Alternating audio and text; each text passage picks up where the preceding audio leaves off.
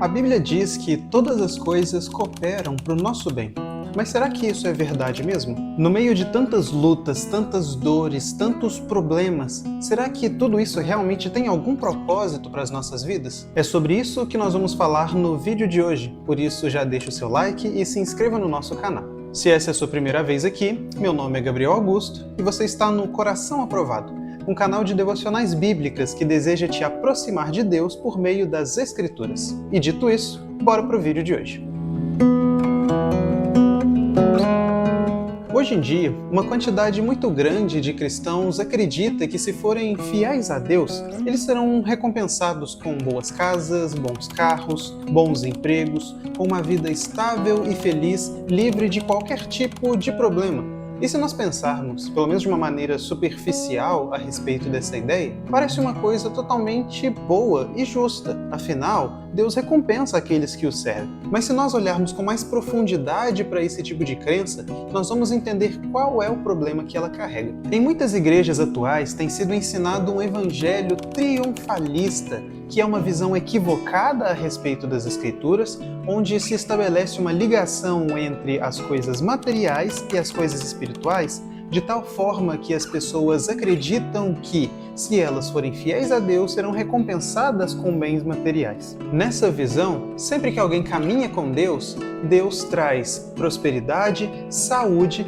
e felicidade plena. E por outro lado, uma pessoa que está longe de Deus é castigada com a pobreza, com a falta da saúde e também com uma tristeza profunda. As pessoas que ensinam esse tipo de teologia chegam até a se basear em alguns textos bíblicos para justificar as suas ideias. E um desses textos utilizados por essas pessoas é justamente o de Romanos 8:28, onde o apóstolo Paulo diz o seguinte: sabemos que Deus age em todas as coisas para o bem daqueles que o amam, dos que foram chamados de acordo com o seu propósito. Na leitura triunfalista, esse texto de Romanos 8 quer dizer que Deus faz com que todas as coisas deem certo para aqueles que estão caminhando com Ele. Mas se nós olharmos isso num sentido mais amplo, biblicamente falando, nós vamos enxergar vários conflitos com profetas e apóstolos de Deus e várias outras pessoas santas que caminharam com Deus, que obedeceram à sua vontade, mas ainda assim passaram por vários sofrimentos, dores e necessidades. O próprio apóstolo Paulo, que nos escreve esse texto de Romanos 8, relata para nós, lá em 2 Coríntios 11, os diversos tipos de sofrimento que ele já passou. E ali ele lista a fome,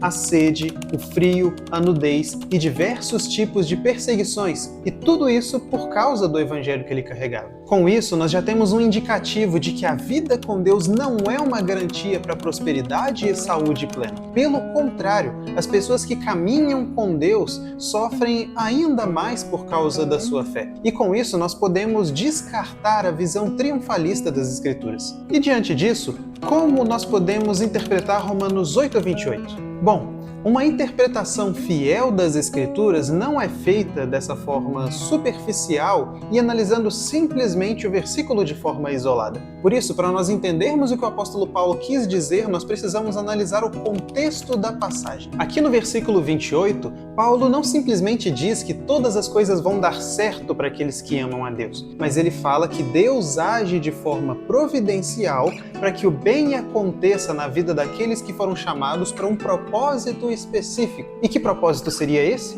Nós encontramos a resposta logo em seguida no versículo 29, onde o apóstolo nos diz: pois aqueles que de antemão conheceu, também os predestinou para serem conformes à imagem de seu Filho, a fim de que ele seja o primogênito entre muitos irmãos. Aqui, o texto diz claramente que o propósito de Deus para as pessoas que ele chamou é que essas pessoas se pareçam com Jesus Cristo, e tendo essa visão, nós conseguimos enxergar a caminhada cristã de uma forma totalmente diferente. O texto de Romanos 8 serve para nos mostrar que Deus se utiliza das diversas coisas que acontecem na nossa vida para nos tornar pessoas semelhantes a Cristo, e dentre essas coisas está o sofrimento. Muitos de nós sofremos com empregos extremamente cansativos, famílias desestruturadas, opressões por parte do mundo e diversos outros tipos de problemas que trazem dores ao nosso coração. Mas o que Paulo quer nos dizer aqui é que Deus se utiliza desses problemas para moldar o nosso coração de tal forma que todos os nossos problemas, todos os nossos sofrimentos têm um efeito positivo em nós quando nós nos colocamos diante de Deus. Em meio às nossas dores, nós aprendemos a amar a Deus e a sermos totalmente dependentes dele. Em meio ao nosso sofrimento, nós aprendemos a amar o nosso próximo e a sermos pessoas boas, apesar da maldade que nos cerca. E isso nos chama a refletir sobre o que nós acreditamos que é o bem e aquilo que é verdadeiramente o bem. A tendência do coração humano é acreditar que uma boa vida é aquela que não tem problemas. Mas isso é algo totalmente impossível no mundo mau em que nós vivemos. Por mais santa e honesta que seja uma pessoa, ainda assim ela vai continuar sofrendo como alguém pecador em um mundo de pecadores. Por mais que alguém esteja domingo após domingo na igreja, todos os outros dias da semana, essa pessoa vai estar em círculos sociais onde pessoas que não temem a Deus estarão presentes. Isso é um indicativo de que todos nós teremos problemas a enfrentar todos os dias da nossa vida. Diante disso, nós precisamos entender que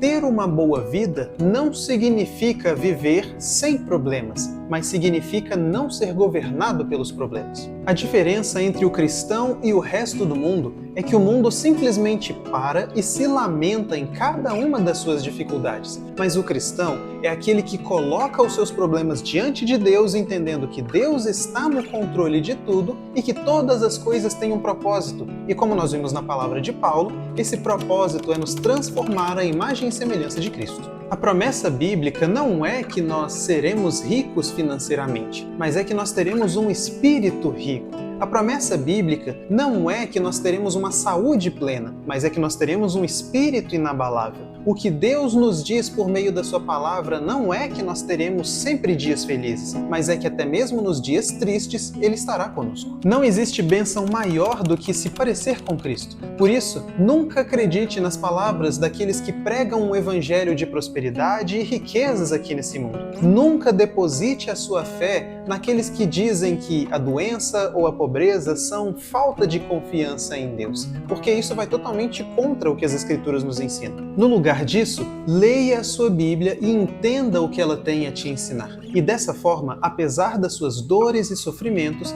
você vai continuar com uma fé inabalável, firmada naquele que te tirou das trevas, te trouxe para a luz e agora tem te moldado à imagem e semelhança de Jesus Cristo. Por isso, coloque o seu coração diante de Deus e entenda que todas as coisas vão cooperar para o seu bem. E mesmo que as lutas pareçam intensas demais hoje, tenha certeza de que todas elas terão um fim.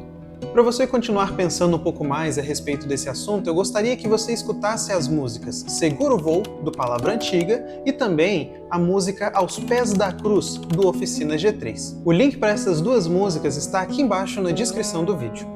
Não limite a sua vida aos seus problemas e sofrimentos, mas sempre se lembre que todas as coisas cooperam para o bem daqueles que amam a Deus, daqueles que foram chamados por Ele para terem um coração de acordo com Cristo Jesus. Se você gostou desse vídeo, não se esqueça de deixar o seu like e se inscrever no nosso canal para acompanhar o nosso conteúdo toda semana. Fique com Deus e até a próxima!